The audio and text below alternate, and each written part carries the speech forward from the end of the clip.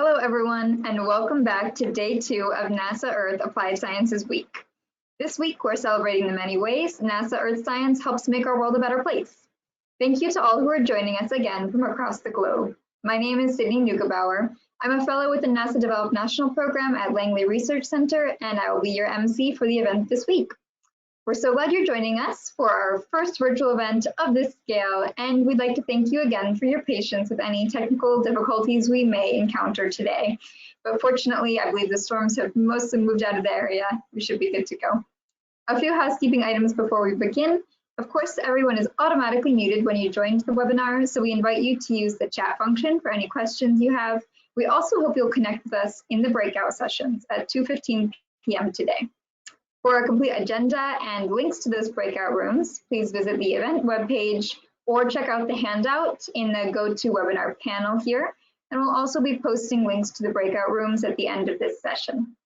So now I'll hand it over to Lawrence Friedel, Director of NASA's Applied Sciences Program, for our opening remarks today. Great, thank you, Sydney, and it's a fantastic week. We always look forward to this week. It's a chance we can all provide numerous examples of how people are making creative uses of Earth science data and knowledge, and really the unique vantage point of space to improve the quality of life in the economy, security, and other sorts of things. Truly, these people are making space for Earth. And so we're on day 2, as Sydney mentioned. We appreciate all the people that are listening in. We have a great lineup of speakers for you. We have 11 talks today, including 4 by Develop, and we have special guests from Resources for the Future, from a special guest from Costa Rica, and from our NASA partnership with the U.S. Agency for International Development. Plus, there's the breakout sessions at the end. And so I mentioned Develop, and I wanted to give you a very brief intro to Develop. This really is a chance for young professionals to do short-term projects directly with partner organizations to learn how to use Earth science data and geospatial tools. And so they're working under the guidance of senior scientists and advisors, and they do these 10-week feasibility studies that really are helping the partner see how the data can support some of their decision-making. From the people, the developers' standpoint, the people that are the developed participants, they get hands-on skills in using geospatial data as well as working directly with clients. And they can also, whatever field they eventually go into, they can bring this knowledge. And so whether they're going to continue on with their science research or pursue some other field, such as become a lawyer or form a startup or maybe run for office someday, this is information and tools that they can bring to whatever profession. And so the Applied Sciences Week marks the end of the summer term for Developed, the 2020 summer term. And so 65 participants and developers have been working on 15 projects. And so I wanted to say welcome to the developers and all the developed community. I do want you to know that I've got my Develop shirt on, and so I'm there with you. And since it is the Develop closeout, I actually wanted to give a short challenge. And so every day this week in my introductory remarks, I want to talk directly to the developers and give you a challenge. Obviously, it's something that applies to everyone. And today is about communications, and especially it's about creating narratives. And so I've been making my way through this book called Houston, We Have a Narrative by Randy Olson. I got this out of the library, and so I've been going through it. And it talks a lot about creating narratives. And at the simplest level, it's about 3 parts. It's about introduction and setting the context. It's about introducing the conflict, and then it's about providing the resolution. And so it's an interesting way you can craft a narrative. And his point is also saying that this really applies to scientific activities as well. And so we're also trying to see how we can use it better to tell the story about Earth science applications and all. And so one example that we have in terms of doing this in an Earth science application is I can tell you a brief narrative about something called the sargassum warning system. So sargassum seaweed is a microalgae that lives on the surface of the ocean, and it provides food and shelter for fish and turtles and crabs and all that. But when massive blooms of this reach the beaches, it can really create environmental and economic trouble in terms of reducing tourism, attractiveness of the beaches, as well as getting in and clogging the water inlets to coastal power plants. And so therefore, the University of South Florida, through a project that we funded, is using data from MODIS and VIIRS and other satellites to develop the sargassum warning system, which really helps provide a couple-day warning for when sargassum might be reaching the beaches.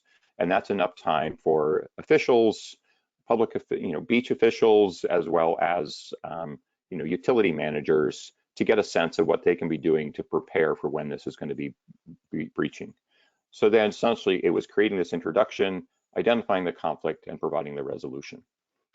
The other thing I want to say is, as you're developing these, and really I hope all the developed people can be thinking about this, don't shy away from the struggle that you may have had in your project.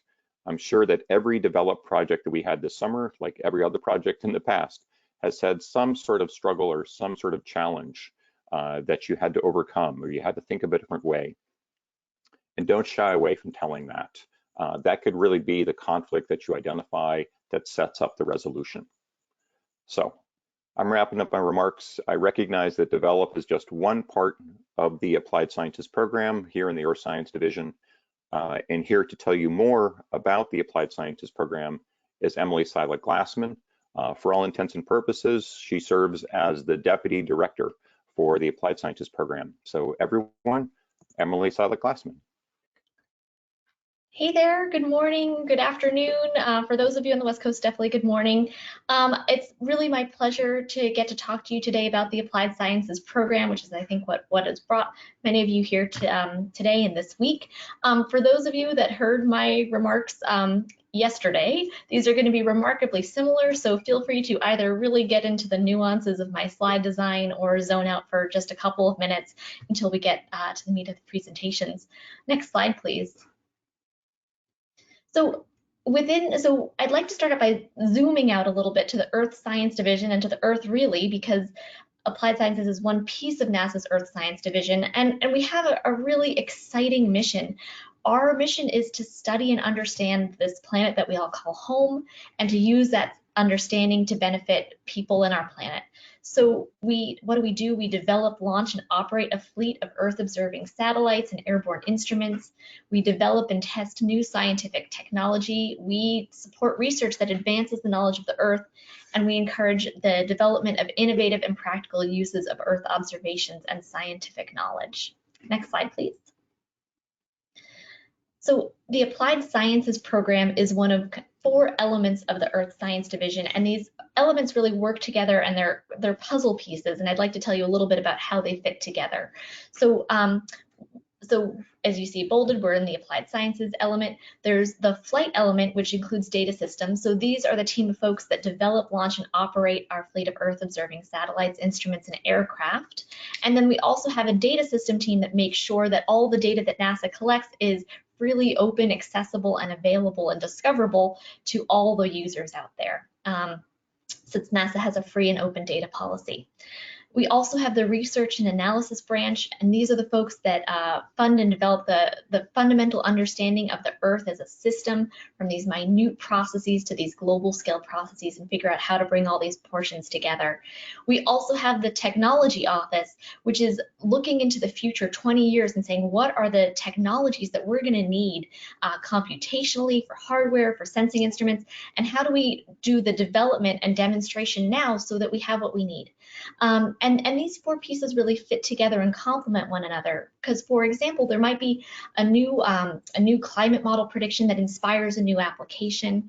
There might be an application that we see that's really hindered by a lack of a technological advance. We might also identify that there needs to be data that's provided in a certain way with a different latency or with in a different data format. So we would coordinate with the data systems folks. And so all of these pieces feed back to one another. And in some ways, just as the Earth is a system, these 4 elements of the Earth Science Division have to act as a system. And that's what really allows us to move the ball forward. Next slide, please. So a little more specifically, what we do within the Applied Sciences program is we're trying to get and help people around the world use NASA's data to solve the big problems here on Earth. So we provide support and funding to help individuals and institutions make better decisions. We have 6 elements, and I'm showing them with the icons here. We've got our capacity building program, the disasters program, health and air quality program, water resources program, ecological forecasting program, and the food security and agriculture program. And I hope you were able to, for many of you, hear the program managers who run those programs talk about their vision, what they're trying to do, because we've got an incredibly creative and inventive and knowledgeable team of folks. And I believe the breakouts today will be along these lines. So if there's a particular program area that resonates with you, I encourage you to go there. If you just want to learn more about all of them, go between the breakout rooms. It should be really a great time. Next slide, please. I'd like to give a particular shout out and thanks to the capacity building program, which improves the capacities of individuals and institutions to access and apply Earth observations. They have 3 program elements that I'm showing here below: develop, and big welcome to the developers, the RSET, which is our remote sensing training program, and SERVIR, which is a joint initiative of NASA and USAID. And while we're here giving thanks, I also want to give big thanks to the team who's been organizing this event. Nancy SERVIR, who is the program manager of the capacity building program, Lauren Childs, Amanda Clayton, McRae Lent, Jonathan O'Brien, and Sydney Neugenbauer, who's been doing just a fabulous job emceeing. Next slide, please. So I mentioned before that we make investments in projects. We also make investments in teams of people to develop innovative and practical uses of Earth observations. And we really just want to lower those barriers, whether they're technical or otherwise, to using the Earth science information. Because we're within NASA's Earth Science Division, a lot of what we do is based around satellite missions. And so we think about how do we support the development of applications throughout that mission development lifecycle, from the very kind of conception of what do we need, what kind of satellite do we need, and what are the different user communities that might benefit from it, and do those user communities know about NASA Earth Science, to how do we design the satellite so that it's going to create the measurement that folks would find most useful, how do we get folks prepared to use the data so that they can be ready to roll on day 1 when the satellite is sending that data down to the ground stations and it's getting converted to data products. And basically, how do we get that feedback going between all the different potential users and all of the different scientists and engineers working on those satellites? Next slide, please. So finally, I just want to say we're so excited you all are here. We're so grateful that you're joining us in this mission. I think it was really energizing yesterday, especially to see just how many people are here and clearly are on board with this mission to use NASA's Earth observations to improve life on our planet. So thank you. I can't wait to meet as many of you as I can in these breakout rooms. And I just want to say, by working together, we can solve some big problems. So thanks. Thank you so much, Emily, and thank you, Lawrence. And we're now excited to begin our thematic highlights that cover the breadth of application areas that Emily introduced. Additionally, today's presentations are organized by their geographic focus on the Western United States and the Americas. So we'll start today with a presentation from Joshua Green, a NASA developed participant at our JPL location. Take it away, Joshua. Thank you very much, Sydney. Hello, my name is Joshua Green, and today I will be discussing the impact of permafrost thaw and ground subsidence on road and infrastructure vulnerability in Alaska. Next slide, please.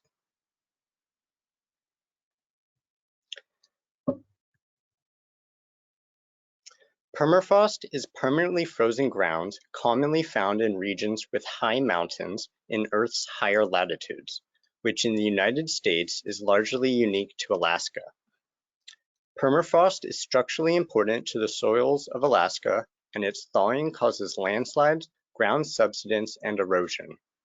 As a result, there is concern over structural damage of critical public infrastructure, including roads, highways, bridges, buildings, and utility lines. Destabilization of infrastructure also pose environmental and health hazards, as in the case of oil and gas pipelines and power facilities. In this project, we partnered with the U.S. Army Corps of Engineers Cold Regions Research and Engineering Laboratory, the the Alaska Department of Transportation and Public Facilities, the Alaska Department of Natural Resources, and the Alaska Satellite Facility. The objectives of this project were to detect permafrost deformation and thermokarst formation, identify road and infrastructure vulnerability, create a Python module to automate processing and analysis of remotely sensed data, and to evaluate the feasibility and accuracy of NASA Earth observations to detect permafrost thaw. Next slide, please.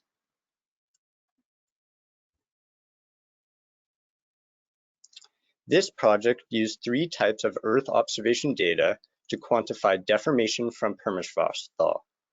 C-band synthetic aperture radar, or SESAR, from the Sentinel-1 satellite, airborne or UAV synthetic aperture radar, or UAV-SAR, and airborne light detection and ranging, known as LiDAR.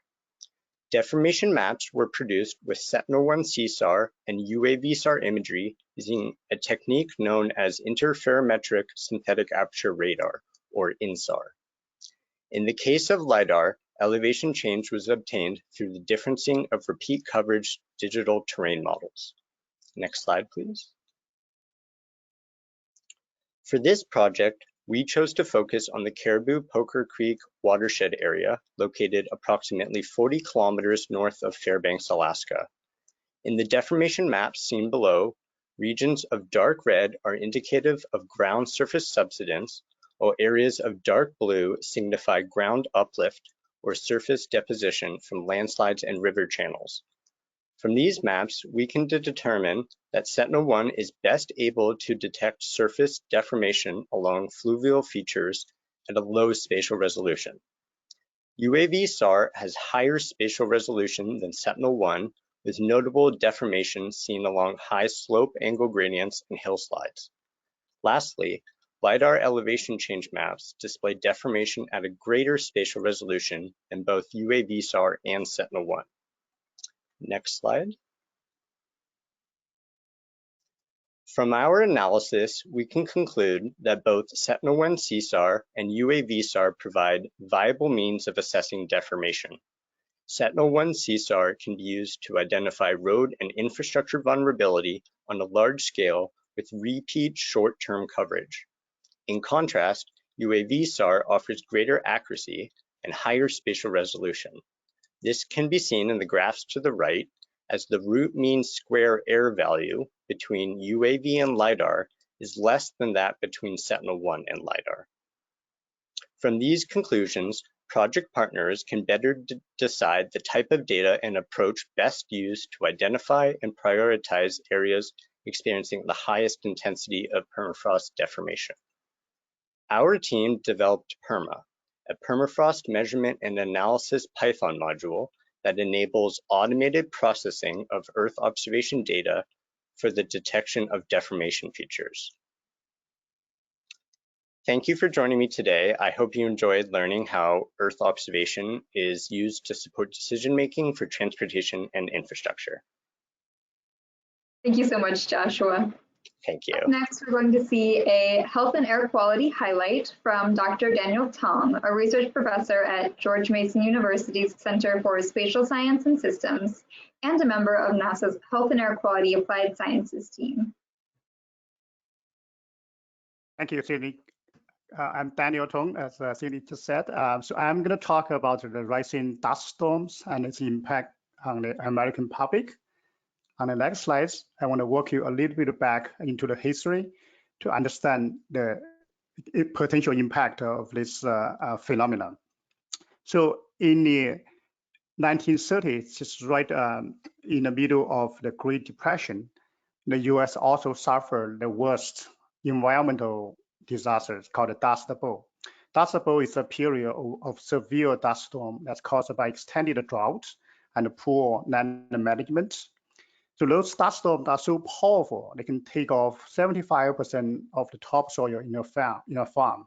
So they can bury everything, from vehicles, houses, farms, completely destroy the communities and force the hundreds of thousands of families to abandon their homes and their communities to migrate to the west and to the cities. So that was one of the worst environment disasters. So that's currently the debate among scientists about are we going to have another Dust Bowl or not in our lifetime. On one side, people believe certainly we're going to have another Dust Bowl because the severe droughts are like the Dust Bowl time drought repeated itself every once or twice a century. The last one was 80 years ago. At the same time, because of global warming, which is a new thing right now, that we are pushing precipitation further away from the subtropics, including the southwestern United States. We have greater evaporation because of higher temperature. We have less snow and ice and earlier spring. All of these can work together to amplify the natural oscillation, such as ENSO or El Nino, and then it can intensify the drought, make it so severe that we are definitely going to have another Dust Bowl. So that's one side of the story. Other people don't really buy into that. They believe Dust Bowl really a partial man-made disaster, that we have learned our lessons, hopefully. And that was under extreme economic stress in the 1930s, and we are better off. Also, we have many soil conservation measures in place. So hopefully we will not have a Dust Bowl. So who is right? We on the next slides, we set out to look for the answers. Next slide, please.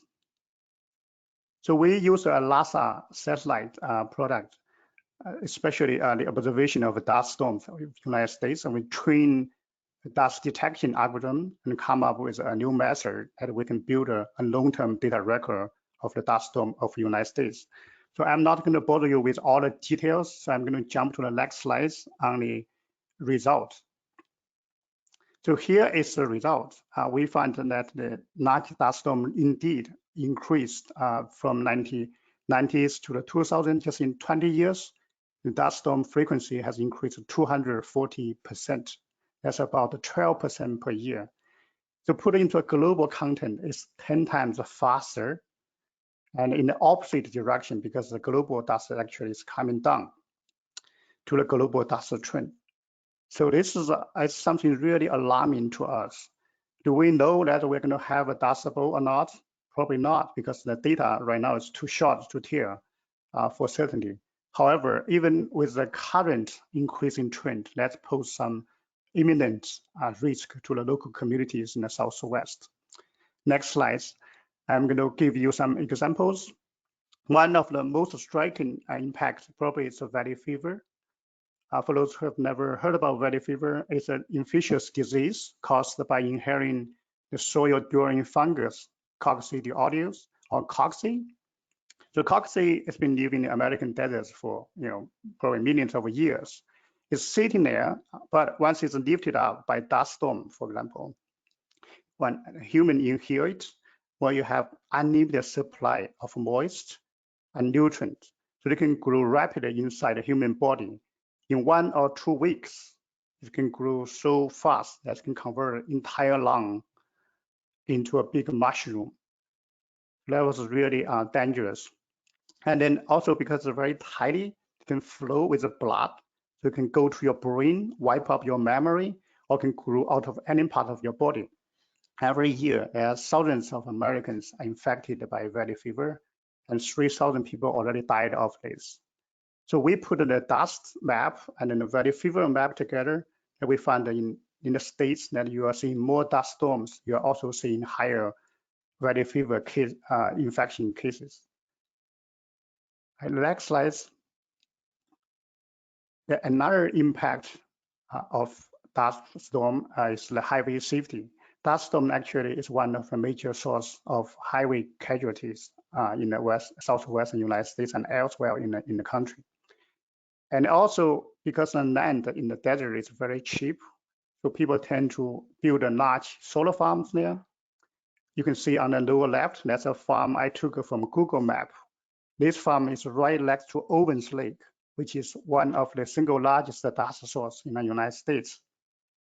So if the solar panel is covered 5% by dust particles, its power generation efficiency is going to go down by up to 50%. So the increased dust storm definitely is going to take a toll on the energy sector.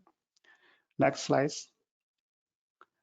Here we compare the human casualty from dust storms and other extreme weather events. We put all the major weather events together, and we find in most of the years that dust storm kill more people than hurricanes, right? Very few people talk about that. We talk a lot about hurricanes, but actually dust storm in most of the years is more dangerous and claim more lives than hurricanes. Next one. So with so many things at stake, what are we going to do about it? Last year, we started a very ambitious project with support from NASA's Health and Air Quality program that we are trying to address all the problems here. Right? This is sorry for the very busy chart here, but the essential message is here is we are using NASA satellite data to improve the national dust forecast. And then we use the improved satellite-based aided dust forecasting product to help CDC to improve their public health surveillance, including for valley fever. And also we are working with transportation agencies and industries to work to provide the highway safety alert. And finally, we're also working with the local air quality managers trying to address air quality issues that are related to dust storms. Next slide. So besides working with federal and state agencies, we are also tapping into NASA's citizen science platform. So here is one example that we work with the NASA Global Observer, try to add this new dust reporting capability that can help us to improve the model, also verify the forecast. And we are very appreciative of the help from the NASA Globe. And we've been working with the World Meteorological Organization in trying to extend this effort outside the United States. Next one. So my last slide is showing another example of citizen science. It's actually another citizen science group made of high school students. They built a cell phone app called Dust Watch. They're trying to utilize the products that are generated for our project and deliver it directly to the general public. Yeah, I will stop here. Thank you for your attention. Thank you so much. So now we will continue to explore health and air quality applications with a presentation from Liana Solis, a developed participant at Ames Research Center. Hello, I am Liana Solis, representing Ani Matavosian, Taylor Orcutt, and Danielle Ruff as Developed Summer Ames team. We utilize NASA Earth observations to analyze air quality impacts from wildfires in the Pacific Northwest. Next slide, please. Wildfires in the Pacific Northwest are increasing in scope and severity due to historic fire suppression and climate change. Although wildfire regimes are a natural part of the Pacific Northwest ecology, the pollutants found in smoke can be hazardous to human health.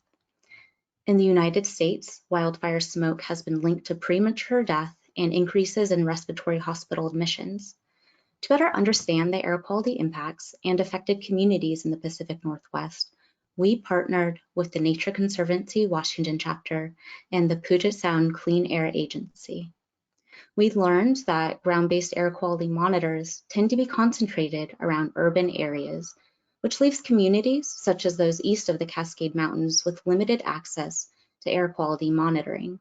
We postulated that satellite data could be used to fill in gaps in air quality information. Let's go to the next slide. Next slide, please. Okay, perfect. Smoke can be tricky to observe because it moves both horizontally across the landscape and vertically up into the atmosphere. Typically, the higher the smoke is injected into the atmosphere, the further distance it can travel. To accomplish this three-dimensional analysis of smoke, we decided to divide our approach into two categories. For the first, we used data collected by the MISR sensor aboard the Terra satellite to determine the vertical heights of plumes using a software called MINX. MINX is a software that was developed by NASA's Jet Propulsion Laboratory, or JPL. And second, we created a tool in Google Earth Engine, which we have dubbed as Plume Hazards and Observations of Emissions by Navigating an Interactive Explorer, or Phoenix for short, which visualizes where smoke is located and detects changes or anomalies resulting from the wildfire smoke. Next slide, please. To tie everything together and get a complete picture of a smoke event, we looked at a case study in a remote part of British Columbia where there are not many ground sensors. This wildfire occurred on August 6, 2018. The smoke plume can be spotted in true color MODIS imagery in the top left image of this panel. The image in the top right corner shows the plume heights from minks, where we can see plume height has reached over 3.5 kilometers in some areas, giving it potential to travel to other areas of the Pacific Northwest. The two bottom images show analyses in Phoenix for the same plume. To conduct our analyses in Phoenix, we took an average of the pollutant measurements from July 2018 to July 2020 to create a 2-year baseline, which represents the typical air quality. We then took the measurements from the fire event, and we calculated the difference between the two to visualize the change that resulted from this fire event. The bottom left image shows the change in carbon monoxide concentrations. And similarly, the bottom right image shows the change in aerosol optical depth, or AOD. We can see that both pollutants correlate with the areas around the plume. In addition to the case study, we ran an analysis on the relationship between plume height derived from minks and the fire radiative power derived from MODIS for the plumes in the Pacific Northwest region. And we did this for the fire season, which is from July to September, from 2008 to 2018, but we found no statistical correlation.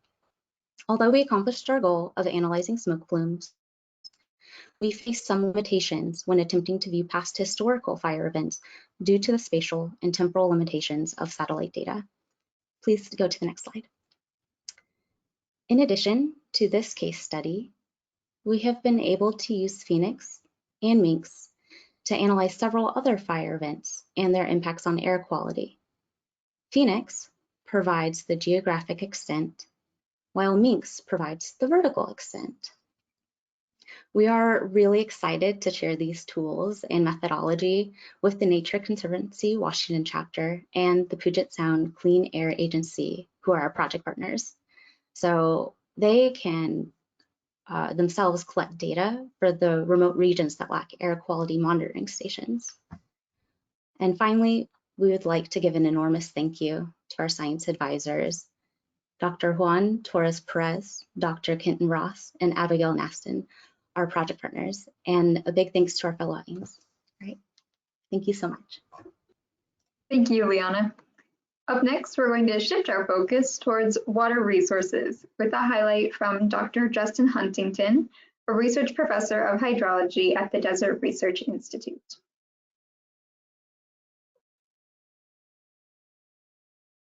Hi, everyone. My name is Justin Huntington with the Desert Research Institute. I'm a research professor there. First, I'd like to give acknowledgement to co-PIs and collaborators on this project listed here. Next slide. So I'll be talking about our collaboration with Western State Water Agencies to map evapotranspiration using satellite imagery. And what is evapotranspiration? Well, it's evaporation plus transpiration, and water applied to agricultural fields ultimately either evaporates or transpires, or recharges the underlying groundwater, or runs off and returns to the system, either a canal or a river. And so ultimately, we want to be able to map evapotranspiration and consumptive use, which often we calculate as the difference between evapotranspiration and precipitation or effective precipitation, to understand how much water is coming and being consumed from other sources than the sky. Next slide, please. The problem is it's very difficult to measure and estimate evapotranspiration over large areas and time periods. Typically, in the past, what we've done is we've put out stations called eddy covariance stations or Bowen ratio stations, essentially micrometeorological stations that measure or estimate rather evapotranspiration at the point scale. But we really need to be able to scale both in time and So that's where satellite imagery comes from. And we use MODIS data from NASA, as well as Landsat and VIIRS, as well as satellite systems from the European Space Agency, such as Sentinel. So measuring or estimating ET really enables the development of more realistic water budgets. Evapotranspiration is the biggest, second to precipitation, it is the biggest water budget component. And so it's really important that we develop better water budgets as new regulations are coming down, such as this, the Sustainability, Groundwater Sustainability Act in California, and many other sustainability programs that are being rolled out across the Western US. Also, it allows farmers to prove that they're actually beneficially using water. It allows for proper credit for reduced use as these groundwater management plans are being enacted, and we're starting to reduce our consumptive use through fallowing programs and water trading programs. So it enables data-driven water trading programs rather than trying to estimate how much a farmer may have available to trade. We can actually measure it, quantify it with satellite imagery, and also working with farmers to increase on-farm efficiencies, knowing how much is being applied versus consumed, and trying to reduce that deep percolation. Next slide, please. So where we were in 1985, we were paying over $4,000 per Landsat image, which is roughly 200 by 200 kilometers for a single date. And nowadays we have the Landsat archive free and open as of 2009.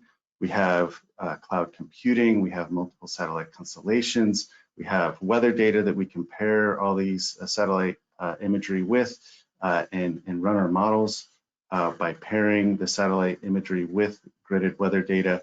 And it becomes an extreme challenge as a natural resource scientist to be able to deal with all this big data. And we're ever battling this balance between computer science and natural resource science, and just simply having to unpack a netcdf file or download all the data to our local machine to do all this. It's just not feasible. And so, next slide, please. What our aha moment was this idea of taking our algorithms to the data instead of the data to the algorithms and downloading, rather using cloud compute such as Amazon AWS and Google Earth Engine. And so we're working with 9 different Western state water agencies to develop an operational platform, both standalone open source, open platform Python software that can be run in-house, as well as a cloud-based system for long-term sustainability, so the state agencies don't have to do this all on their own systems. Next slide, please. So really the goal of the project is to create the ability for water management agencies to make field scale ET maps and summaries using best available science on their own systems in-house. Like I mentioned, we started this process by the SIMS, the Satellite Irrigation Management System, as well as metric transpiration at high resolution with internalized calibration in Python. Run these codes in-house. There's about 12 different scripts to do this. We had several trainings here shown with all the state water agencies that listed representatives from those agencies in attendance to go through all the scripts. It was a lot of work. More recently, we've developed a cloud-based system and coded up these models, as well as several others, to be able to make operational ET maps in the cloud, and then spatially average all those results to field polygons, agricultural field polygons, and then serve up that data both through a user interface and an application programming interface known as an API. Some comments from the agencies that we had that were really useful are the open line of communication using GitHub and Slack, so all our code is open source, and we get a lot of issues that get posted when the code breaks. And it's really important for transparency and also reproducibility that the software, the algorithm. Water use from agriculture is a very touchy subject, as always has been actually. And it ends up in litigation quite often. And so having transparency of the data and repeatability is really a must. And Landsat data is really critical for this to provide that field scale imagery, and also having that long time history, and also having a thermal band is extremely important for this work. Next slide, please. So that work was funded by the Applied Sciences program has turned into this project called OpenET, which includes researchers from around the world, the best and the brightest, the developers of these ET models. And it's really been a really neat effort, a community coming together to roll out what we think are the best available ET products that can be used by state agencies as well as others using best available science. Next slide, please. What we've done is developed a web application as well as an API, as I said, that maps ET at the field scale, both in raster view, and then we spatially average all the raster data to field boundaries. Next slide. And you can zoom in to a particular area, hover over a field. It tells you the crop type, the acreage, the total annual ET, the monthly distribution here. And then when you go on click, next slide, please. When you click this field, it gives you the last 4 years, the ensemble mean between the different models here. We've coded up Dyslexie, SIMS, PTJPL, CBOP, and EE metric. So it gives you the ensemble, the range, and you can also plot the individual models. And in this case, this particular field had a water right buyout in 2019 by the National Fish and Wildlife Foundation to get more water to Walker Lake, Nevada, Terminal Lake. It's been declining for the last 100 years due to agriculture upstream. So we can see how that water right buyout is playing out in 2019 very easily. So the goal here is to run these codes and develop these products going all the way back to 1985 eventually. Next slide. And here's the cumulative view of those monthly time series for the different years. Next slide. So summary next steps, we developed the software and visualization tools so state agencies can do this in-house. Also migrated the codes to the cloud for sustainability. We are going to be working with the state agencies to conduct trainings and beta test the API in the coming months. Sustainability in this case is a tough goal. So I put the ARL application readiness level chart. We started at a 2-3 ARL, and we're around a 6-2 and 8, depending on what part of the project we're talking about. But that getting to that ARL 10 for long-term sustainability and application by the states is a difficult task, and that's what we're working on right now. And some lessons learned, really community efforts build trust with the partners. It's been so important that the science community has come together to push a single type of approach. It really builds a lot of confidence with something like this. Also, engagement and trainings and outreach is so important, and it takes a lot of time. And just this balancing this idea of research and software, providing that long-term software support, it really is, it's applied research, but that we're ever migrating towards software engineering and support, and of course trying to take that next step and include R&D all along the way. So that's it. Thank you. Great, thank you so much, Justin. So now we're going to shift our focus towards ecological forecasting in the Western United States. So first we'll hear from Dr. Bo Zhao and Dr. Greg Oken from UCLA's Department of Geography.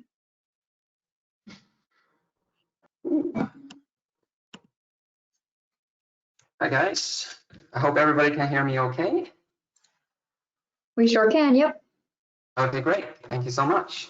So first, I would like to thank the good people at NASA for organizing this event. And then also would like to specifically thank Woody and Cindy for giving us the opportunity to work on this project. And then also I would like to thank Professor Oken for entrusting me with the the ability to give you guys this presentation here in front of the expert audience. So next slide, please. So just a little bit of background information. So in this project, we're working with the Bureau of Land Management to develop web-based tools for management purposes. And then we were able to perform the alpha testing towards the end of last year. And then so far, we got a lot of good reviews, but also one complaint is that the speed of the apps, which is currently deployed on Earth Engine apps, is sometimes a little bit limiting. So with that in mind, the Bureau of Land Management have actually hired a full-time programmer so that we're going to transform all these apps from Earth Engine app to apps that are published on Google Cloud Platform in order to speed up all the processes and then to give the users a better user experience. So next slide, please. So we're developing these tools in order to be able to answer the questions that is asked by the field, the district, the state, and national offices of Bureau of the Land Management. So some of the questions that I'd like to ask, including what are the wind erosion risks in Colorado Plateau? And then to answer that question, our tools provide the capability to map like soil gaps at any time and any location so that they can make decisions on the fly. And then other questions they would like to ask is what are the vegetation recovery on abandoned oil pads in North Dakota? And then in this type of applications, we actually are able to zoom in specific locations, specific oil pads, and then look at the time series, not only the satellite data, but also the map results in order to see the vegetation recovery processes. And then also two other examples are like a grazing allotment, some for like a suitability for sagebrush. And then in this case, we can look at the sagebrush coverage at a certain location, and then also which is related to the grazing allotment permit insurance. Also, we'll be able to provide services and then decision-making purposes using our apps. Next slide, please. So in order to do so, so the way that we are implementing this is we're using the Bureau of Land Management's field plot data, which is called the assessment, inventory, and monitoring plots. So what we're trying to do is to basically do a spatial and temporal interpolation, extrapolation to fill in the spatial and temporal gaps where there are no observations available. And then with that in mind, our two main audiences that we're trying to serve, including the field office users and then also the power users. With the field officers, what they're trying to get is like a straightforward answer, more like a yes and no. So we're developing like a simplified web-based tools that can give them the answer right away. And then with power users, we're enabling them to download all the time series of satellite data and then also the maps that we're making using those apps. And then we choose this choose your own adventure approach. And so that we're dividing all the functionalities into different apps. And the purpose of doing that is so that each individual app will not be very complicated. So there's only a couple of steps in order for them to run those apps. And then those apps will enable the users to make maps for all the indicators of their interest, such as total foliar cover, bare soil cover, and then we'll be able to generate statistics. And then we can also use a different app to compare different locations and then compare different times. And then also we'll be able to generate time series analysis results. And then all those results can be downloaded with the statistics as charts or as figures. And one unique feature of all of our apps is that none of the maps are pre-made. We're basically doing it on the fly. So essentially enable you to do requests at any location and any time. But in order to do so, we set out with the scientific questions. How do we incorporate all the spatial and temporally dispersed field data in order to make that happen? So next slide, please. So with that question in mind, we have done two analyses. One is to analyze the spatial biases in terms of model prediction, and then the other one is, which is on the next slide, is temporal biases. So in here, we look at these two figures. We have the x-axis, which is telling us the difference between ecoregions. So what we have done to this test is that we actually dividing the data into different ecoregions, and then we use one ecoregion as training and the other ecoregion as testing. So we're going to exhaust all the possible combinations, and then we come up with this plot. So on the y-axis, you can see we have a different error measures such as mean error and the RMSE, and then also R-square. The reason we're using mean error instead of mean absolute error is because we want to see if there's any biases in the prediction. And then also if there is biases, we want to know the direction of the bias. So, and then also we include the z-axis. In here we got the ecological distance. So these figures not only tell us the not only proves the first law of geography, which is the Tobler's first law of geography, which is with the increase of distance, there's a decrease in relevance. However, besides proving that, we can also see that in some of the ecoregions, although the distance, the spatial distance that are far away, the ecological distance are actually pretty close. So the take-home message for these two figures is that when you are thinking about using a local model to make local predictions, we have to keep in mind that we are actually losing a lot of the useful information from the field data that are collected far away, but are very similar ecologically. So we might want to use all those data as well. So next slide, please.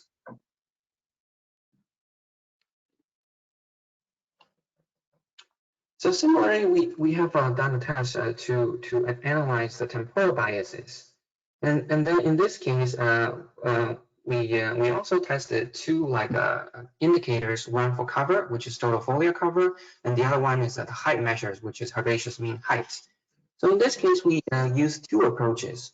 One is what we call the data absent, and the other one is data present. So in the data absent approach is where we divide the data into a certain months of a certain year, and then we use a completely different months and year combination in order to do the testing. But for the data present approach, what we have done is we actually included the data from either from the same year or data from the same months of a different year. So you can see we can see there's a very clear temporal bias within the training and then the testing. But also, if we include data from the same year of different months or same months of a different year, we do see there is an improvement. So the take-home message for these two figures is that besides including, if we were to make a prediction in certain months of a certain year, besides using training data from the specific months and year combination, we might also want to consider to use training data from the same months of different year, and then also the same year of different months. So sorry for this little complicated technical detail, but I think it's essential in order for us to succeed in this project. So next slide, please.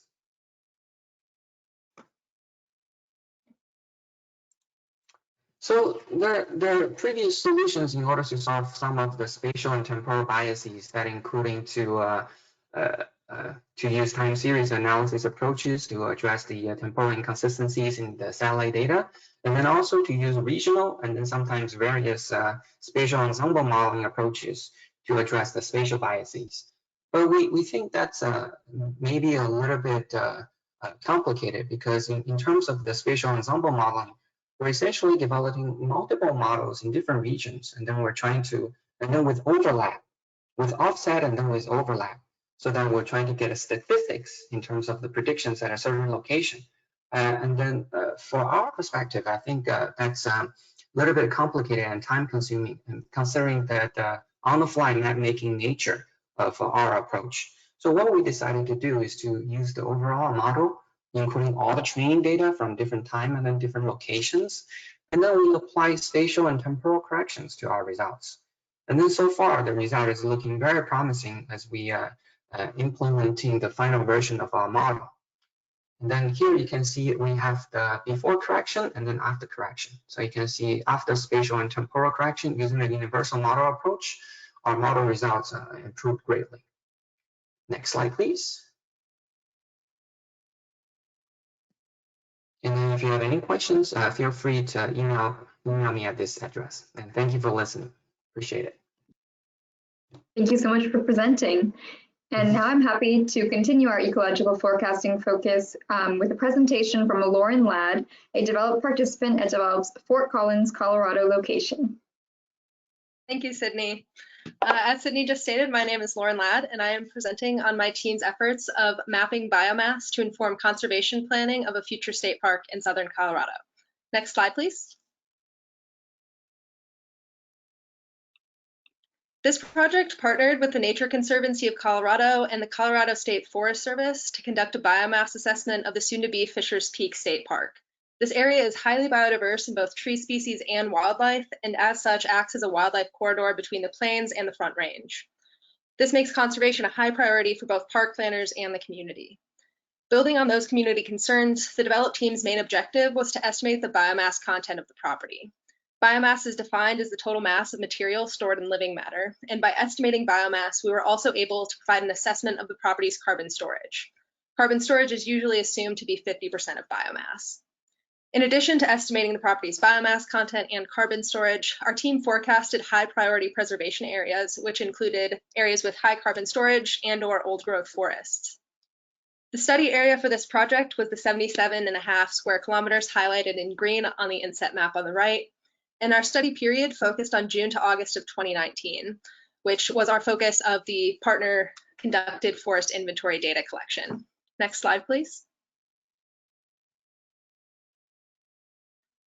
In service of our project objectives, our team utilized several Earth observations. These included NASA's Landsat 8 operational land imager, the Shuttle Radar Topography mission, the ESA's Sentinel-2 multispectral instrument, and Sentinel-1 synthetic aperture radar C-band, and finally, Japan's Advanced Land Observing Satellite.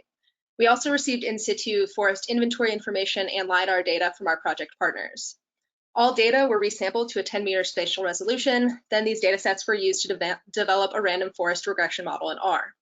After several iterations of model comparisons, our final list of predictor variables was narrowed to a final 8. These included the Landsat 8 tasseled cap wetness, greenness, and brightness, the Shuttle Radar Topography Mission northness, eastness, and elevation, the ALOS L-band HH, and Sentinel-1 SAR C-band VH. For the active sensors I just mentioned, L-band and C-band refer to specific ranges of wavelength, while HH and VH refer to polarization. Next slide, please. Our final model run produced an out-of-bag RMSE, or root mean square error, of 54.98 megagrams per hectare, and an R-squared of 11.66. The RMSE describes the average model deviation and error across all decision trees, and this value was around 55 megagrams. Our training data standard deviation was around 57.67 megagrams per hectare, and this graph illustrates the predicted versus observed values from our predictive model. The dashed line represents the ideal one-to-one ratio of predicted to observed or ground truth values, while the solid red line represents the actual ratio of our data.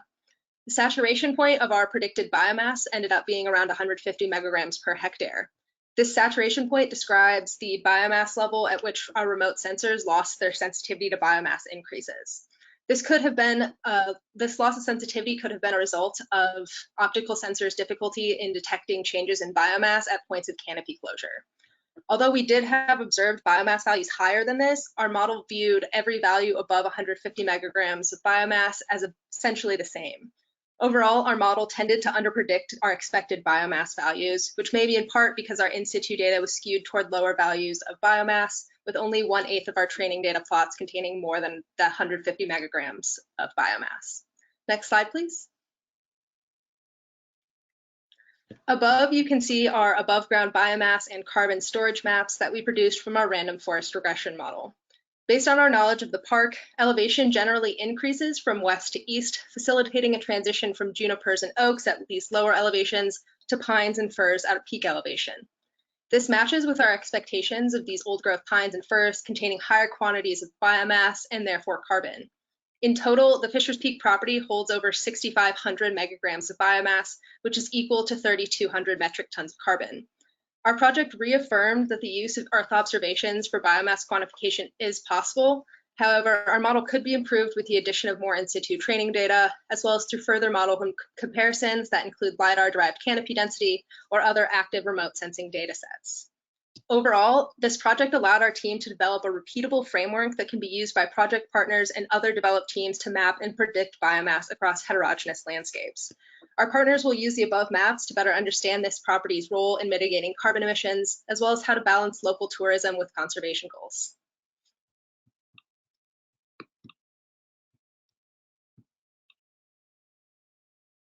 All right, thank you so much, Lauren.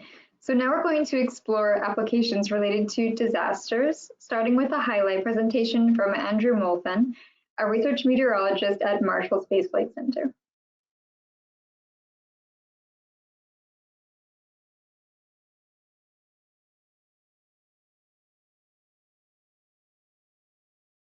And Andrew, if you're speaking right now, I believe you may be muted. Yeah, thank you. I apologize. I have an unexpected issue with the webcam, so I guess just be audio only. So I apologize for that. So we're talking today about the CEOS Working Group on Disasters Flood Pilot, mapping the Red River of the North. It's one of a handful of case studies that partners are gathering around to explore the use of a variety of satellite tools to support the analysis of extensive floodwaters. Next slide, please. So the Red River of the North experiences frequent flooding, and it spans from Manitoba into the Dakotas. It has significant floods on a frequent basis, especially when there's steep snowpack that melts rapidly during warming or in combination with heavy rainfall. The area of interest for the CEOS Working Group on Disasters Flood Pilot is to bring together mapping capabilities from a broad range of platforms. Recently, the launch of new geostationary satellites with additional wavelength bands has increased their utility for flood mapping. We also have traditional low Earth orbit satellites, and we've seen a lot of examples from Develop and other teams looking at SAR data. So each satellite tends to provide unique strengths and weaknesses, and from that, the goal is to look at combined GEO, LEO, and SAR flood pilot or flood mapping within this flood pilot activity. Next slide, please. So as some examples of how the information we want to combine, we want to look at the strengths and weaknesses. So the top right is an example. This is a normalized difference water index derived from Landsat 8, courtesy of our colleagues at Earth Observatory. You can see the blue shades capturing the severe flooding that occurred in 2020, an expansive floodplain on both sides of the Red River. You can imagine that how much water that might be and the impacts for the population. On the bottom right, you can see the Weather Service for the area producing a floodwater map coverage. They characterize the flooding from local to widespread. They're using a variety of instruments there, most likely optical approaches from VIIRS and GOES geostationary. But we want to look at how to combine these optimally. We know that geostationary provides a high temporal repeat, but often at lower resolution. Low Earth orbit optical imagery kind of gives you the higher spatial detail, but may be limited in repeat or on the days you get good coverage blocked by clouds. And for SAR, you still have maybe some of the challenges of repeat timing, but you tend to see through the clouds, but there may be different challenges in how you map the water from SAR or even interpret it. So by the time you think of all these different tools that may be available, you want to think about how to optimize their combination for both analysis of events and even how you might look at past events to inform risk and reoccurrence. Next slide, please. So the goal of the working group is to bring together all of these tools and our international colleagues for shared access to data. We want to work with our partners internationally to share access to products, think about how models that partners have may be useful in providing some calibration or validation. For the Red River, we're trying to include access to and use of the data from, of course, the suite of NASA's open and free access. Along with that, from our NOAA colleagues, we do some excellent data sharing with the European Space Agency, and we want to look with our Canadian partners at RadarSat Constellation mission and others. We want to look at some of this international SAR missions, ALOS, TerraSAR X, and Cosmos SkyMed. For some of these, the data sets will actually be new to some of the product developers, and one of the advantages here in sharing the data is seeing how this data might be useful, encouraging partners to share that data and use it more routinely, and think about how it might be developed into our group's operations for the various entities supporting this. So again, our research collaboration question is focused on combining data from multiple missions to create the highest quality analyses. And on the right there, our Canadian partners involved in the flood pilot have done an example mapping from the RadarSat Constellation mission. They're shown in blue. So you can imagine if you had all these different platforms providing routine observations, how you might be able to map the flood extent and its both duration and evolution throughout the flood event, and also provide more valuable data to end user partners. Next slide, please. So with that in mind, we've talked about looking at one event. You can also look at multiple events. So in this case, our Natural Resource Canada partners involved in the pilot are looking at multiple passes. Here, looking in the gray shade below, the brightest represents 72 observations in some of those pixels, and so the gray shade represents some range between 0 and 72. In the top purplish color suite, you see these dark regions, which indicate a greater repeat frequency of water, and in the inset polygon there, highlighting the basin, and you can see that inundation frequency is different than the surrounding area because you have these recurring flood events. And so basically, if you had multiple platforms beyond SAR doing all of this mapping and over a long period of time, and you combine it with knowledge of the floodplain and digital elevation maps to estimate things like water depth, you could go from tools that combine data for flood event analyses to tools that inform flood risk analyses. If you knew how frequently these floods occurred, you could take appropriate action in planning and mitigation. So we're excited to work with these Canadian partners and also others involved in the Seahawks flood pilot to look at flood algorithms and their extension through deeper sets of data that can inform risk in addition to providing response type tools. Next slide, please. So the context here is talk about the Red River of the North and some of the work going on in North America. The Seahawks flood pilot will actually take partners, bring partners together elsewhere in other regions. So we've already talked about, of course, kind of the US-Canadian border, but we're also looking at transboundary water issues in South America. We want to look at flood impacts that differ between coastal and inland portions of India, and look at typhoon rainfall and flooding in eastern China. So all of these, what they all have in common is the challenges of remote sensing of water, its extent and evolution, but each region has some uniqueness in that they may have differences in their in situ data. They may have needs to understand the mapping of water as it crosses the boundary, where the data may differ on both sides in terms of the way the data is shared or the way the data is gathered. And remote sensing offers the best opportunity to map these areas routinely and provide consistent understanding of risk and response efforts for all involved. So we're also thinking of these collaborations will increase use of sharing and improve access for those in the future. So I think I got one more, maybe, and then we'll wrap.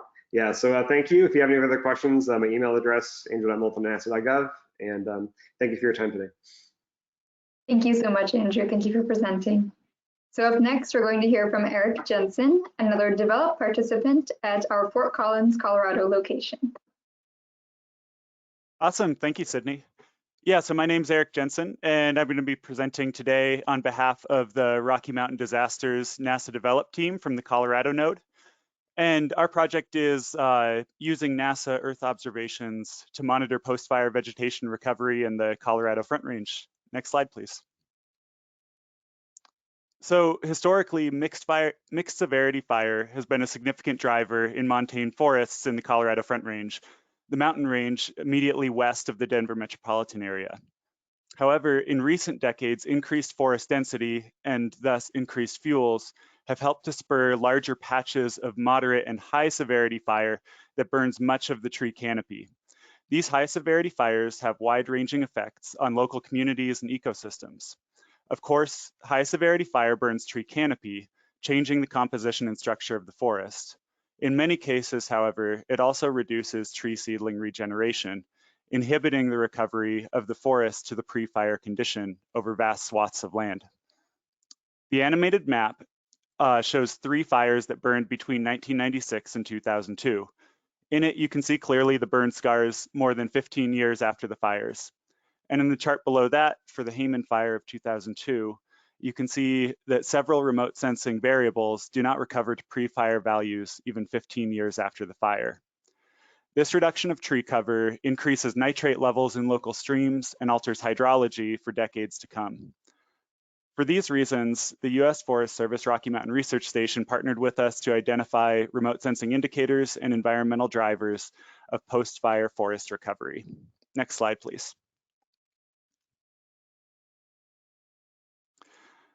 The high severity fires that I just described are not anomalies. Similar high severity fires are likely to occur in future years. To start to address this issue, we analyzed 4 fires that burned between 1996 and 2002, the Bobcat, Buffalo Creek, Hayman, and High Meadows fires, shown here in terms of fire severity classes produced by the Monitoring Trends in Burn Severity program. Our objectives were twofold: to apply remote sensing data to detect current tree cover on the landscape, and to apply environmental variables to predict probabilities of post-fire tree seedling regeneration. These objectives and drivers would help to elucidate where trees remain on the landscape and where tree seedlings are most likely to take root. Next slide, please.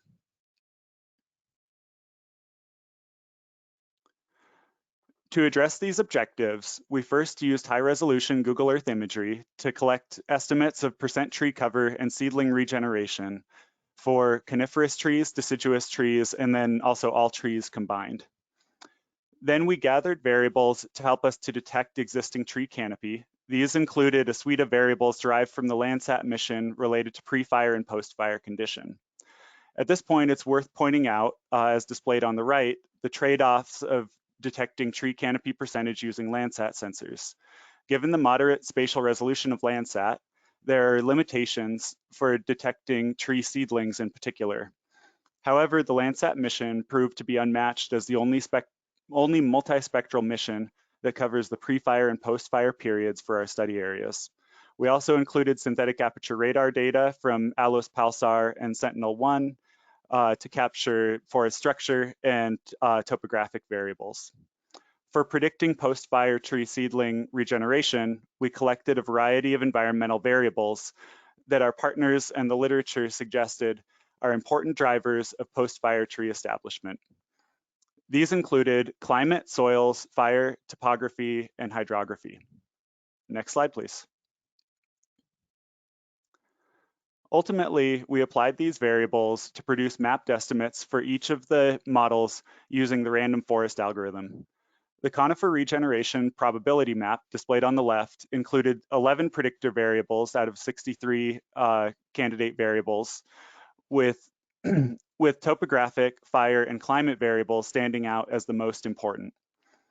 While this modeling approach should be considered novel, it's also worth noting that several of the top-ranked variables in our models matched closely with those found in other studies, lending confidence to the models.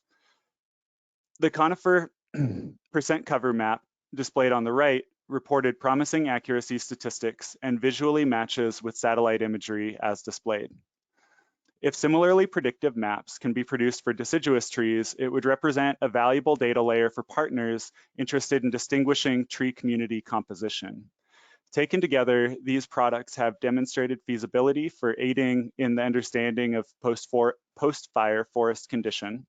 If further refined, they may prove to be a valuable resource for managers and decision makers tasked with restoring Colorado Front Range forests following high severity fire. And next slide, please. And with that, I'd like to thank our partners at the U.S. Forest Service Rocky Mountain Research Station and our science advisors and fellows at the NASA-developed Colorado node for their many contributions to the project, and to thank all of you for joining the presentation. And thank you as well, Eric. Great to hear your presentation. So I would now like to welcome back Andrea Nicolau, Regional Science Associate at SERVIR, who will provide an overview of SERVIR's work in Amazonia.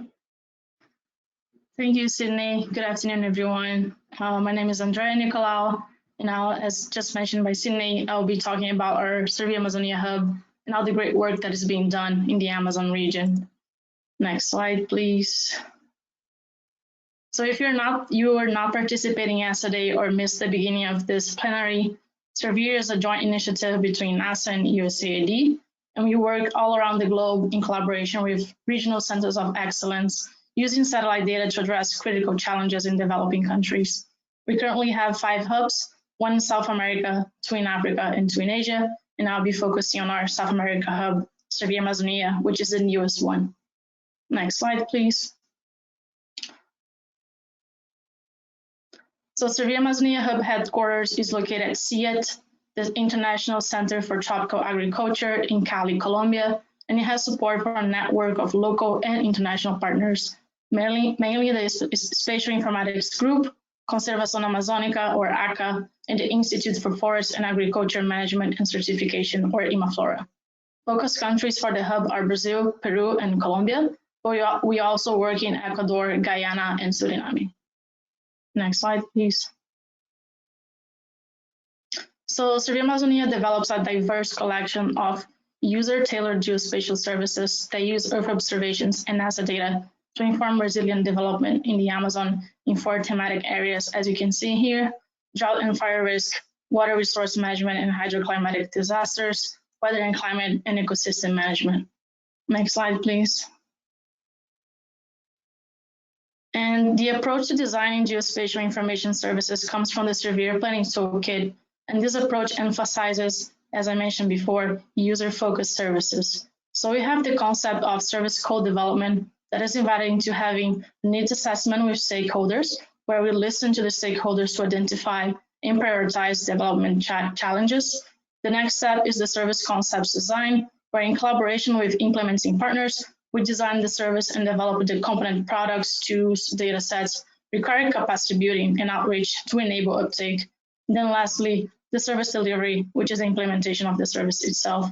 This way we can achieve meaningful development impact through effective use of Earth observations data, strengthen partnerships, and ensure that we add value to already existing ongoing activities. And this is a dynamic process, meaning that we are always reviewing each of these steps by lessons learned in every phase and adapting to new strategies as needed. Next slide, please. This is a snapshot of the current services in place and in development by SERVIR Amazonia. And just to cite a few, we have the monitoring and evaluation of mangroves forests in Guyana, monitoring of gold mining both in Peru and in Colombia, the seasonal and subseasonal fire forecasting, and the Terra Bio to enable sustainable livelihoods and biodiversity conservation in the Amazon. I'll be focusing on the gold mining and the reporting in Ecuador today. Next slide, please. And if we're talking about the Amazon, we're talking about indigenous peoples. So SERVIR Amazonia is always engaging with indigenous peoples organizations to assure both active representation and participation in the co-development process. We have an indigenous peoples advisor, Thomas Moore, who works directly in this engagement. Next slide, please.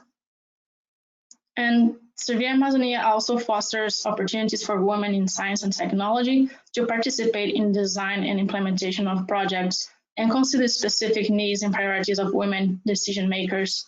Like the indigenous peoples engagement, we have Marina Irigoyen as our dedicated advisor for gender equality. And we are always seeking to better understand the possible impacts of the geospatial services that are being co-developed with partners, and that may differ between women, men, and indigenous communities. Next slide, please.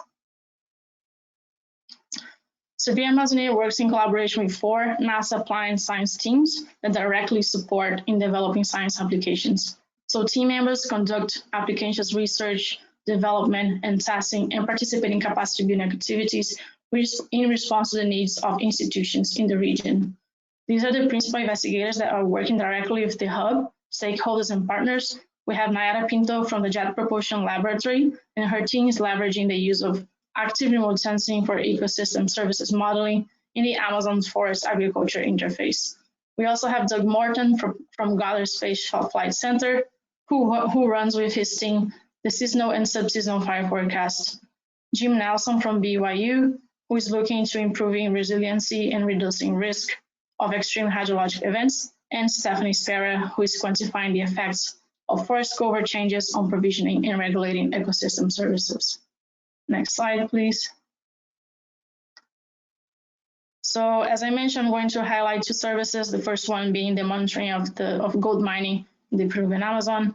And as many as you might know, illegal gold mining in the Amazon has become a key driver of deforestation and forest degradation, and also promotes additional illegal activities, and it has significant negative impacts on public health. the Madre de Dios department in Peru has become one of the main hotspots for illegal gold mining activities. So SERVIR Amazonia, through ACA, or Conservación Amazónica, our partner in Peru, has been supporting the Peruvian Ministry of the Environment with the geospatial information to produce near real-time information about gold mining-related deforestation. This service has two main objectives, the first being the rapid identification of possible illegal mining fronts in priority areas such as national protected areas, and the second, differentiating the occurrence type to better inform actions to authorities. Next slide, please. So ACA has been developing a mining monitoring tool called RAMI, or Radar Mining Monitoring, and this is a system to detect the advance of gold mining deforestation based on radar products, which creates a seamless user interface to bridge the gap between near real-time map products, high-resolution imagery, and enforcement officials. We leverage the use of Google Earth Engine and also radar products that give an advantage over optical products due to its capability to penetrate clouds. As we know, the Amazon region has consistent cloud cover, so using radar data reduces the temporality of new information. Next slide, please. The second service I'm going to highlight is the deforestation monitoring reporting in Ecuador. Next slide. And Ecuador has been engaging in national efforts to reduce carbon emissions from the forest sector as part of the National Action Plan for REDD+. Therefore, the Ministry of Environment and Water in Ecuador has been implementing the National System for Forest Monitoring with the objective of providing continuous and rigorous information about the forest and other ecosystem status and changes. So SERVIR Amazonia, in collaboration with the Food and Agriculture Organization, is now contributing to these efforts by implementing methodologies to reduce uncertainties in area estimation, improving accuracy assessment of land cover changes, implementation of time series analysis, and using synthetic aperture radar or SAR data are among some of the current needs highlighted by the Ecuadorian authorities to improve their current system. So SERVIR Amazonia is supporting these requests by strengthening the capacity of technical staff for the Ministry of Environment and Water through technical workshops on how to use tools like CPOL and Collect Earth Online. This ongoing collaboration with SERVIR Amazonia and FAO will contribute to the ministry goals to effectively estimate emissions reduction and enroll in results-based payments in order for communities to sustain their conservation efforts. Next slide. I think that's all I had for today. So if you want to know more about SERVIR Amazonia or have any questions, please contact us. Thank you very much. Thank you so much for joining us again, Andrea. It's great to hear from you. And before we begin with our next presentation, I just want to mention that you may have noticed a few quick polls pop up throughout the webinars this week. When those pop up, please take a moment and answer these polls, as the feedback you provide will help us to plan future events and other engagement activities, and we really value your feedback through those polls. Okay, so up next, I am pleased to introduce Betsy Hernandez and Ricardo Quiroga, who will share with us about NASA's engagement with the Central American Integration System, or SECA. Thank you. Thank you, Sydney. Hi, everyone. I have been having trouble with my camera, so I apologize for that. So I am from the Applied Science Program, Capacity Building Program, and I will be presenting, as you said, on NASA's engagement in SECA, along with Ricardo Quiroga from Disaster Program. So next slide, please.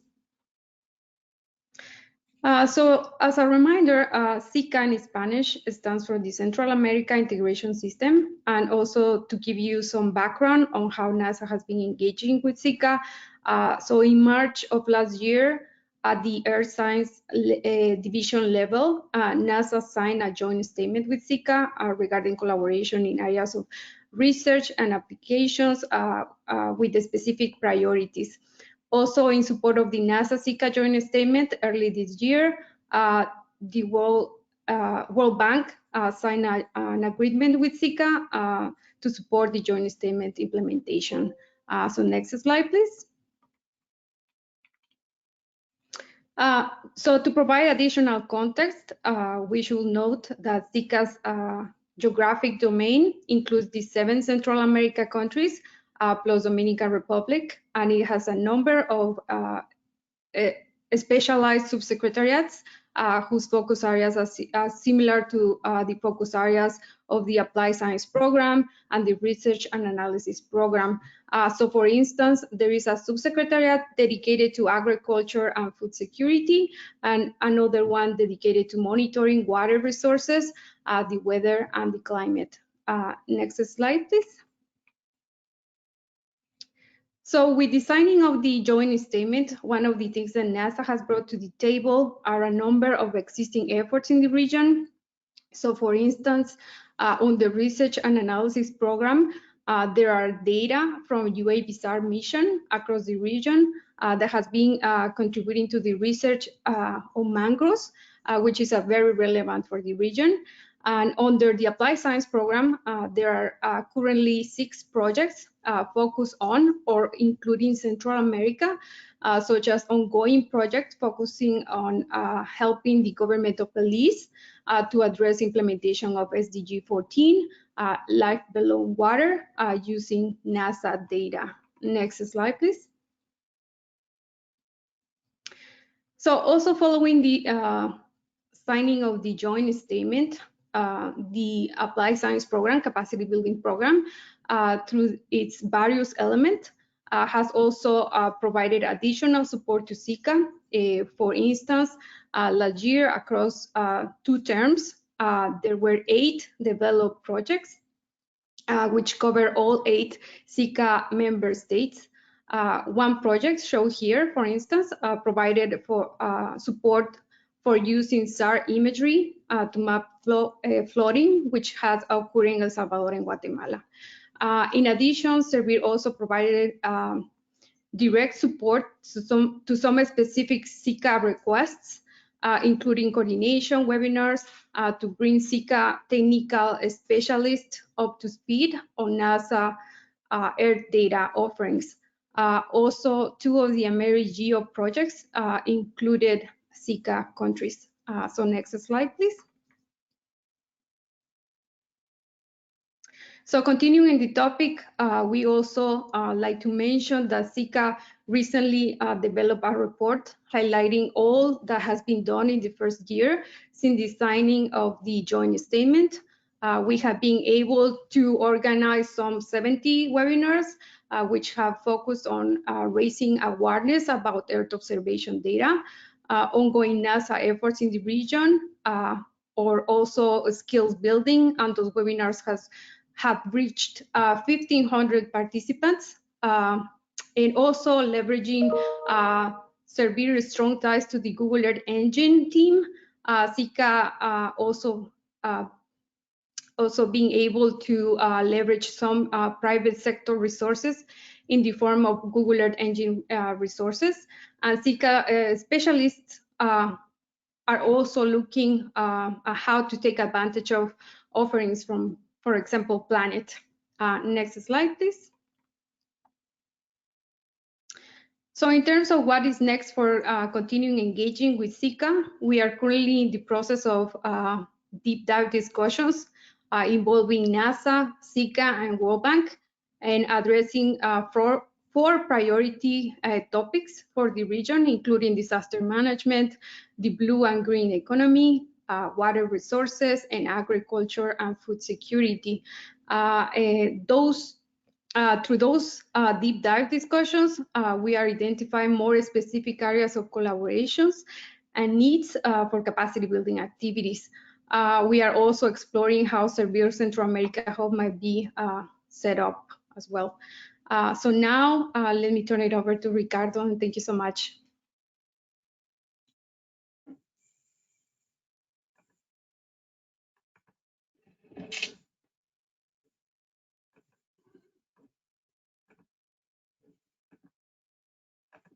Hi, everybody. I'm Ricardo Quiroga. I'm the contact point of the NASA Disaster Program for the Americas, also co-chair of the AmeriGeo Disaster Working Group.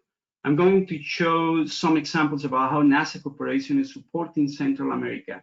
Central America countries are in the very high risk of disaster according to the global indices. In Central America live 50 million people, mostly Spanish speakers. 25 million live in urban areas and 25 million live under poverty level. And poverty is a crucial variable related to disaster vulnerability. Next slide, please. Yeah, in partnership with the World Bank and SICA, the Understanding Risk Conference was held with more than 500 participants in San Jose, Costa Rica. It served to build strategic alliances between experts, organizations, academic institutions, and other key players, moving from risk understanding to disaster resilience. Also, SICA's PREDENAC COVID-19 platform is linked to the Disasters Program Mapping Portal to use NASA near real-time data to support decision-making in risk complex scenarios, including COVID-19. This platform, it didn't exist before the agreement was signed. Next slide, please.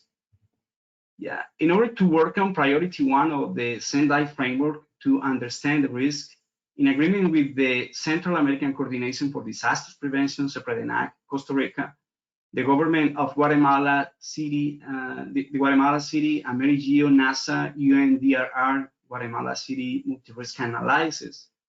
This was a pilot conducted on a scale of 1 in 5,000 mapping. That produces a knowledge base to support economic development and resilience. This pilot is important for the high seismic risk in a city with almost 2 million inhabitants. This type of analysis is expected to expand to the other 7 metropolitan areas of the Central America. Next slide, please. The disaster program response to the April 2020 Guatemala wildfires highlights an example of the connection between the program's research and its real-world application. Process A37 coupled interactive forecasting of weather, fire behavior, and smoke impact for improved wildland fire decision-making, led by PI Kyle Hilborn from Colorado State University. Wildfires affected the Maya Biosphere Reserve, among the last forest reserves in Guatemala, adjacent to the historical Tikala and Mirador ruins. With this product, the government of Guatemala was able to know devastated areas, to identify access routes, optimize resources, and prevent damages. Next slide, please. In Central America, there are 19 active volcanoes. Now, our program is supporting the implementation of geohazard supersites and natural laboratories, initiative of group on Earth observations. Countries like El Salvador, Guatemala, Honduras, Costa Rica, Nicaragua are going to create supersites. This is linked with NASA 837 ROSES projects on volcanoes, NASA data, and AmeriGeo's platform. Also, Central American Hydro Resources, a committee integrated by 8 national meteorological services, agreed to implement at operational level the flash flood model E5. This project is in partnership with Oklahoma University, who is providing expertise, NASA data. SICA will provide virtual platform, also linked with AmeriGeo's. NASA is strengthening partnership with Central American governments, agencies, and communities to build resilience in one of the regions with the highest risk of disasters in the world. In the name of the Latin American communities, I would like to thank all of the NASA Applied Science Program for their work in the region.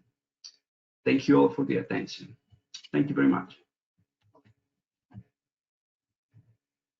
Great, thank you so much to both Betsy and Ricardo. We appreciate your presentation and for sharing more about this exciting partnership. In an unprecedented twist for all webinars, we are running a bit ahead of schedule. So we're going to take a brief pause to give you an opportunity to fill out another quick poll that McRae will share now. Please just take a moment to fill out this poll and then we'll begin our next presentation.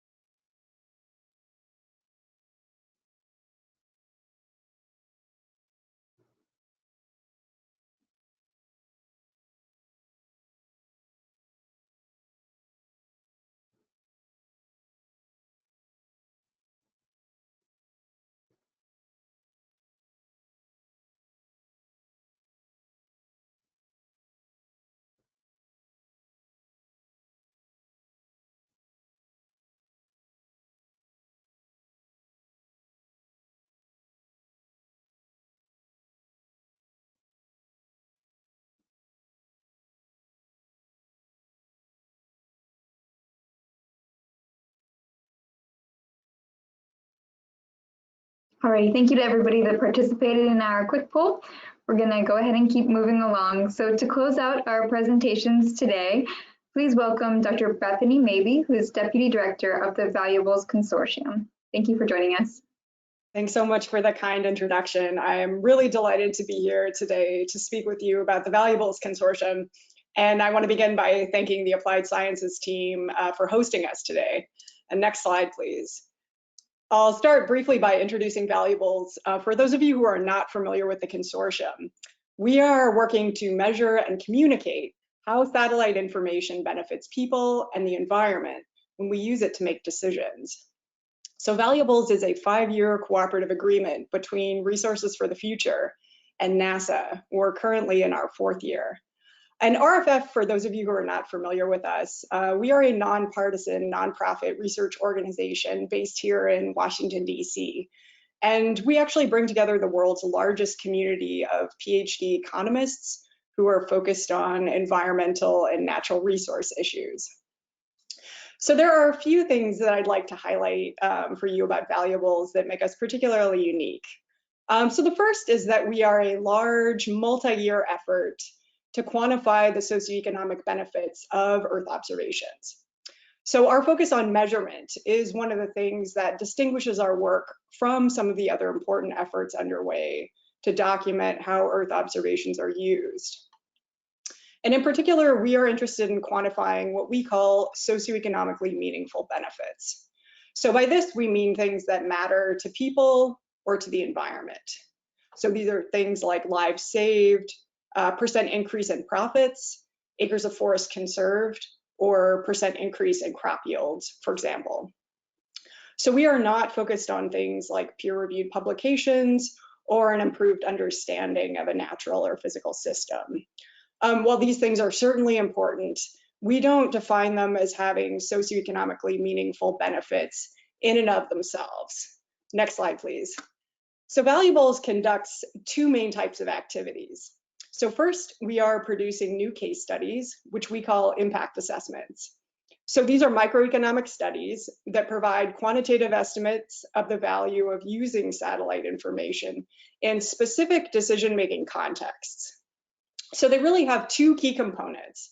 One is to really get at how people use improved information to make decisions. And the second is to quantify how those decisions improve socioeconomically meaningful outcomes. So the blue and pink graphic that you see here at the bottom right of your screen is the impact assessment framework that our economists have developed to step through this process. So we employ this framework in our own studies, and we also use it as a tool to guide members of the earth science community through the process of designing studies to measure the societal value of their own work. So this brings me to the consortium's other key area of focus, which is on capacity and community building activities. So here we are working with the earth science community to increase people's familiarity with some of the key terms, concepts, and methods that are associated with impact assessments. And we're also working to build an interdisciplinary community of earth and social scientists who are both interested in and prepared to conduct this work. Next slide, please. So the consortium structure is integral to all of these activities. The Valuables team at RFF is led by Yusuke Koyama, the consortium's director. Yusuke and I work directly with a number of experts at RFF, including Alan Krupnick, Roger Cook, Jim Boyd, Rich Berghoff, Ann Bartuska, and a number of others. We also benefit from close collaboration with Dr. Kartik Sheth at NASA and the Applied Sciences program. And Valuables additionally benefits from the expertise of our scientific council. These are earth and social science thought leaders who serve in an advisory and outreach role. So council members come from NASA, other agencies, academia, and the private sector. They currently include Dave Diner, Alex DeSherbinen, Bob Kopp, Klaus Keller, Bruce Willicke, Ben Zaitchik, Shelley Petroy, Abhishek Nagaraj, and Emily Pandilli. Earlier this year, we formalized the process for membership in the Valuables Consortium. So consortium members are institutions with relevant interests or activities that help advance the consortium's work beyond the capabilities of any one institution. And you can see our current members' logos captured here to your right. But finally, we have our community of practice, which is the broadest group associated with the consortium. The community is made up of people who are practitioners of value of information approaches, and also those with relevant interests who are working to develop relevant projects, tools, activities, publications, and narratives. Next slide, please. So Valuables has studies across the range of application areas shown here. And so what we're really doing here is putting dollars on the value of satellite data for a range of different uses. So today I'm going to highlight just two of these studies for you. The first is our ecosystems application study, which is actually the only study listed here that is still underway. It demonstrates how applying remote sensing can reduce the cost of blue whale conservation by minimizing the economic impact of regulatory compliance for commercial shippers. So our preliminary benefits estimate for this study is a cost savings of $0.3 billion and $1.1 billion for blue whale conservation objectives of 15 and 7.5 fatal ship strikes per year at a 90% probability. The second study I want to highlight for you today is our water quality study, which was published in AGU's GeoHealth Journal in June, and you may have recently seen it featured in stories on nasa.gov and on the Applied Sciences website. So this study quantifies the value of using satellite data to detect a harmful algal bloom and manage recreational advisories in Utah Lake in the summer of 2017. So here, weekly satellite data helped the Utah Department of Environmental Quality detect a harmful algal bloom where monthly in situ water sampling hadn't.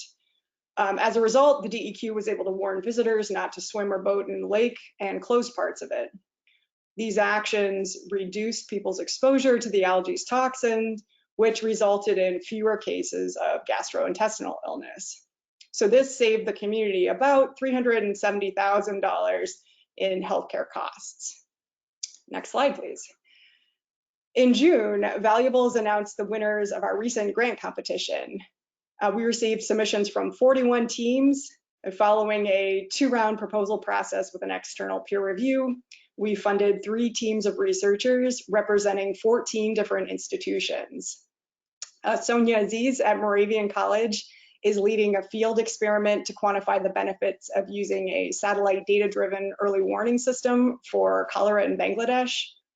Jill Caviglia-Harris at Salisbury University is leading a project to estimate the societal benefits of the satellite imagery that is used to enforce the Brazilian Forest Code and reduce deforestation.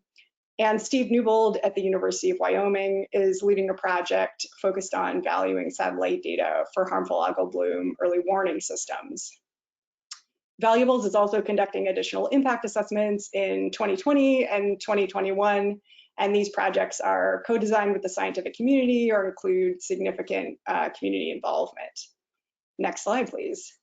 So I want to highlight some of the ways that you can get involved with the consortium if it's of interest. Please don't hesitate to contact me or another member of the Valuables team. We are all delighted to talk more about your work and Valuables. You may already know or be interested in introducing yourself to a member of our scientific council. Many members have experience working on interdisciplinary evaluation projects. And we are also delighted to welcome new members to the consortium. So additionally, we invite you to share information about membership with your collaborators who are interested in exploring how their science benefits society. I hope you'll also consider joining our community of practice if you're not already a member. And the easiest way to do that is to subscribe to our community newsletter at rff.org/valuables. And finally, we really welcome your ideas about potential impact assessments, which you can submit using the form that I linked to here. It's a pretty structured form. We ask a series of questions and invite you to provide some responses. Next slide, please. So I'll end today with just a brief summary of what our vision of success looks like for Valuables. On the community building front, We envision a thriving interdisciplinary community whose members can communicate across disciplines with a shared understanding of the key terms, concepts, and methods that underlie work to measure societal benefits. Members can identify key elements needed to design a study to measure the societal benefits of their work, and they can really speak to how scientific information yields benefits for society by tracing its use to specific decisions and those decisions to improved outcomes for people and the environment. On the impact assessment front, Valuables has produced and published impact assessments across a range of different application areas and decision contexts.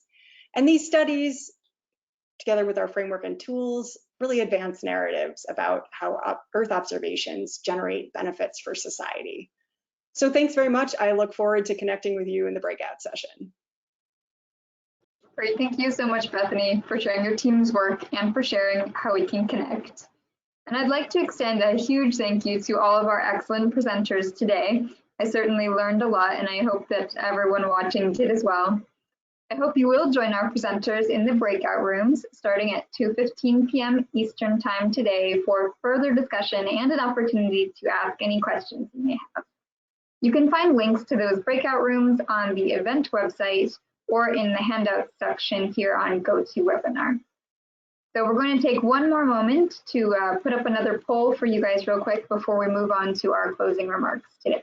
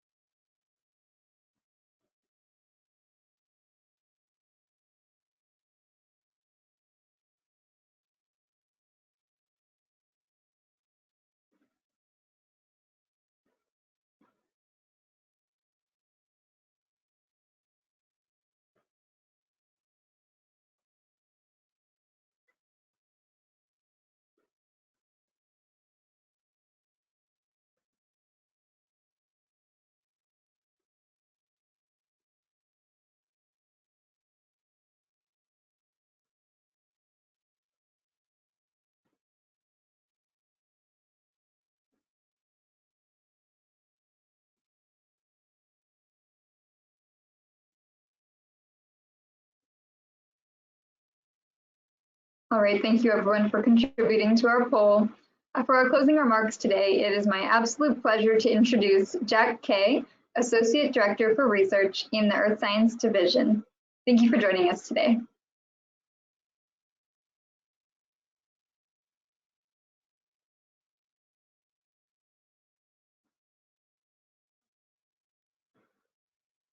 Okay, now I'm unmuted. Thanks very much. I appreciate having the opportunity to say a few words and hopefully keep it to within the 6 minutes that I have, so you can finish on time. But I really appreciate having the opportunity to join in and say something from the point of view of the research and analysis program.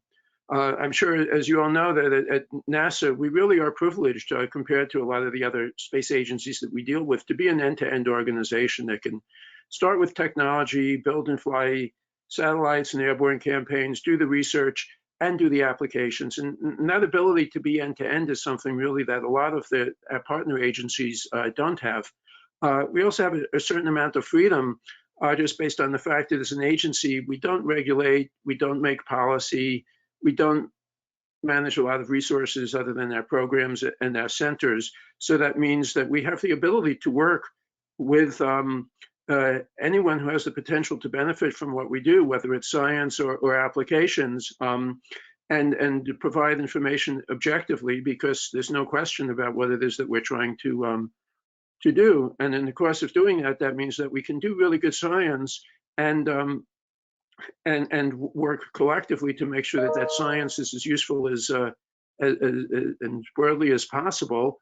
And a lot of times it's most of the times it will be the applied sciences program that will make that connection to end users. Sometimes we'll do some things that are a little more applications, like in the research program. We actually had a conversation with the Applied Science Advisory Committee about that last week. But being able to work across the research and applied sciences areas of purview and make the connections in a two-way sense is really important to us. There isn't necessarily a one-to-one correspondence between the way the research program and the applied sciences program is structured, and that's not a criticism or anything. It's really just a statement to the fact that the Earth system is complicated, and that you sort of have to break things up to manage them. And the way that you may do that for research isn't necessarily the same way you would do that for applied sciences. So that creates opportunities and challenges for us to work across the multiple the multiple approaches. It's also important to recognize that that one of the things that we look to do is to integrate natural processes and human-induced processes, because in the end, especially if you're on the receiving end, it doesn't necessarily matter whether you're on the receiving end of a naturally occurring process or cycle or a human-induced process, because they all come together where you are. And so working that from both ends, from the science side and the application side, is important, just as it is to be global. The space-based viewpoint gives us the opportunity to be global, and so we can do that with a variety of partners, whether it's other federal agencies, NGOs, or private sector. So transitioning things from research into applications is one of the things that we all talk about, and it's important to remember that can take time. Sometimes it takes quite a bit of time. You plant seeds and you're never quite sure which ones will germinate and how long it's going to take to germinate, but when you do, it's definitely worth it, and there's a number of examples that can be cited. Similarly, sort of having the arrow point both ways, as I like to say, from applications back to research is important, because in the course of doing applications and really working with others to provide products and services on a regular basis, and especially recognizing, when those products and services seem to work better than others, that tells you something. When you say there's a differentiation where sometimes you do better and sometimes you don't, that can help sharpen and focus the research agenda to try to get you to the point that in the future, as science advances and as technology advances, better products and services will be able to be provided. And getting that guidance back to the research program in a usefully actionable way is not a trivial thing to do, because you really need to do it with some specifics, not just we need higher resolution models. But as I said, the kind of thing like, hey, we can do really well a lot of the time in a lot of the places, but for whatever reason, we don't do so well in some places and sometimes. Why is that? Is there something you can do about it? That's the kind of question I think that can really help the researchers move forward. A couple of remaining points is that I think as one looks out into the community now, one sees that whereas historically there might have been that people felt that you had to work on one side or the other, that's less true now. And I think among, say, the early career people, there's more of the sense that they would like to be able to straddle the traditional research applications boundary and sort of do good science and put that science to work. And that becomes important for us to think about how we enable that, but also for the institutions that employ people to let them do that, so that they don't feel by their institutions or their communities that they have to do one or the other.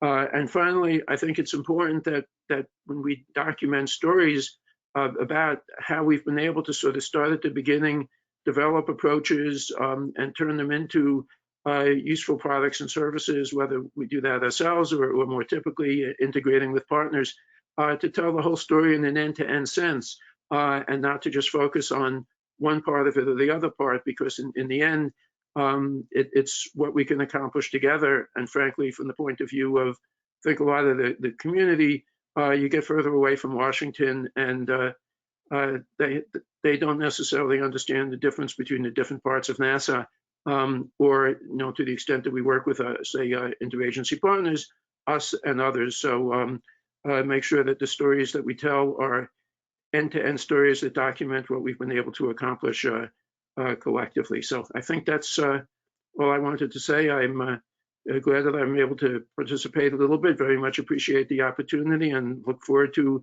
hearing more great things. Thank you. Great, thank you so much for those remarks. And as a reminder, we will be starting our breakout rooms after this presentation today, and you can see the link for that now on your screen. And of course, also a reminder to please participate in the Mapathon throughout the week. That will not conclude until Thursday, so you have many more opportunities to contribute. And finally, Lawrence for a few more closing remarks. Thank you. Great, thank you, Sydney, and fantastic job again today, Sydney, as the MC. And thank you, Jack.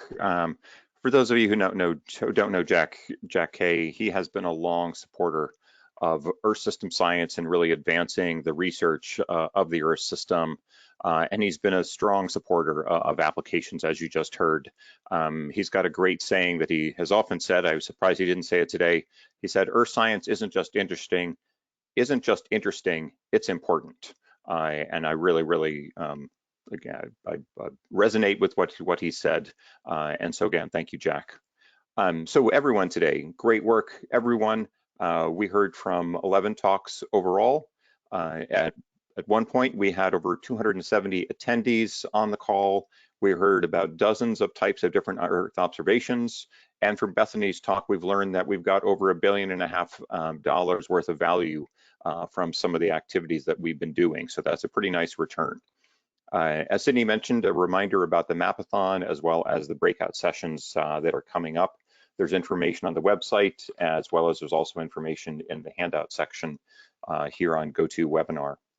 Looking ahead to day 3, it's going to be the focus is on central United States as well as in Africa. We'll again have 11 talks, and we'll have 4 by the develop projects. We're also going to have a special talk by the head of the Earth Science Data Systems program. His name is Kevin Murphy. So he'll give us a chance to talk about it from a data perspective. So tomorrow we start again at 12 noon Eastern time, which is 1600 UTC. A final thanks to today's speakers and all of the attendees. That's a wrap for the plenary session, and we'll see you all in the breakout sessions. Thank you.